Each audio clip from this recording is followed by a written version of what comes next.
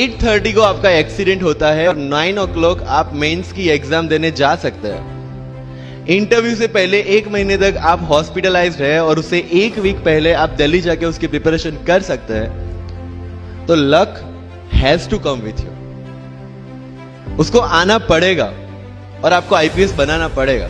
मैं एग्जाम के लिए निकला, मेंस मेरा था, सुबह GS3 का पेपर था। 8:30 को मेरा स्कूटी स्लिप हो गया, मेरा लिगामेंट इंजरी हो गया, लेफ्ट हैंड में इंजरी था, सीट से ब्लीडिंग हो रहा था। लेकिन मेरे पास 2 ऑप्शन थे। मैं खड़ा हुआ, मैंने देखा, okay my right hand is safe and I decided I will go to the exam hall and write the exam. मेरे पास 2 ही ऑप्शन थे, या तो मैं वहां से उठ के रोने लगूं, यार मेरे साथ ही ऐसा क्यों हुआ, मेरा एक्सीडेंट हो गया, मेरा मेंस खराब हो गया और हॉस्पिटल जाओ, या दूसरा ऑप्शन था कि मैं देखूं कि मैं 3 घंटे और सरवाइव कर सकता हूं। हाँ कर सकता हूं। मैं मेंस के लिए एग्जाम हॉल में गया।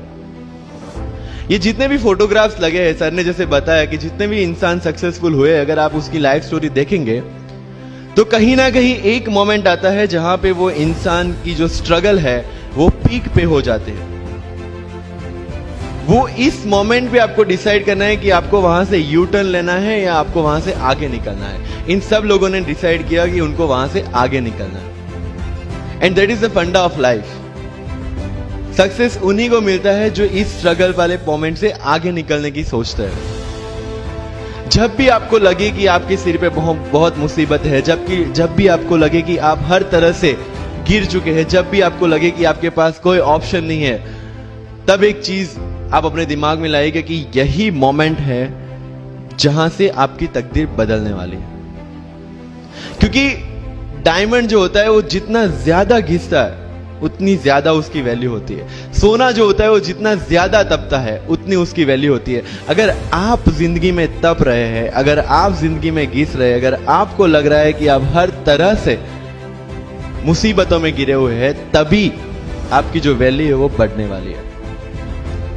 और यही मेरा एटीट्यूड रहा है। लोग बोलते हैं कि तुम्हारी फाइनेंशियल कंडीशन ठीक नहीं थी, पापा इलेक्ट्रिशियन थे, मम्मी हाउसवाइफ थी, डायमंड के कारखाने में काम करती थी, उसके बाद उन्होंने मैरिज में रोटियां बनाने का काम किया और उस तरह से मैं पढ़ा।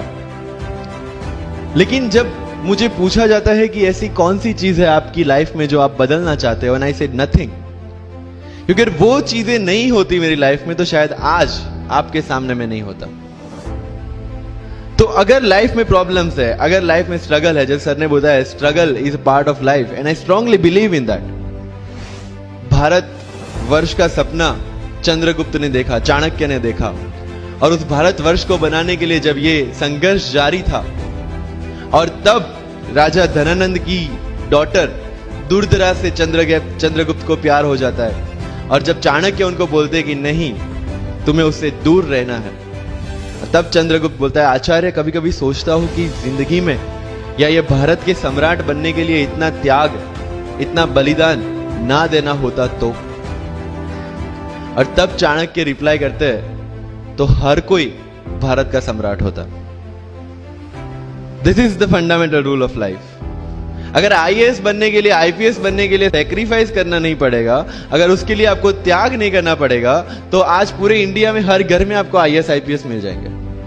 मुझे एग्जैक्ट डेट याद है, 23 मार्च को मेरा इंटरव्यू था।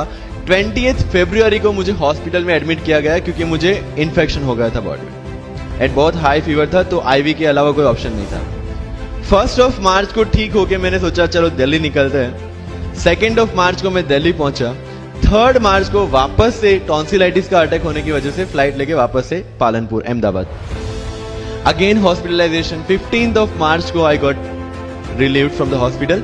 16 मार्च को मैं दिल्ली पहुंचा और 23 मार्च को I gave my UPSC interview. तो 1 महीने का हॉस्पिटलाइजेशन। उसके बाद जब दिमाग में ये था कि मेरे साथ जो लोग इंटरव्यू दे रहे हैं वो 1 महीने से प्रिपरेशन कर रहे हैं एंड 1 महीने से मैं हॉस्पिटल में था, again I thought this is the moment to prove yourself. I went to the interview और पूरे इंडिया में 2nd highest marks in interview.